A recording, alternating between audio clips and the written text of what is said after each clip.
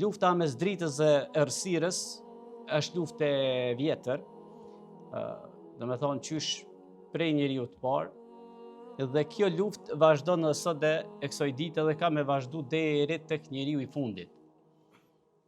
Po, për cilën errësirë dhe për cilën dritë po flasëm?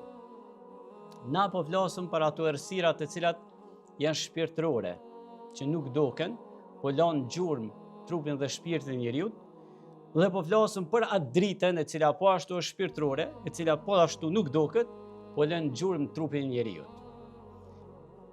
Allahu xhelle shanuhu me një ajet kuranor po thot Bismillahirrahmanirrahim Allahu waliyyu alladhina amanu yukhrijuhum min adh-dhulumati ila an-nur walladhina kafaru awliyahum at-taghut yukhrijunahum min an-nuri ila adh-dhulumat.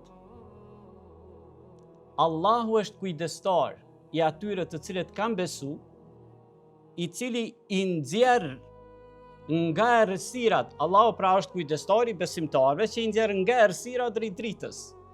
Ndërsa taguti, që është një gomë pak më e gjerë se shejtani, është kujdestari mohuzve, të cilët i nxjerr nga drita në errësira.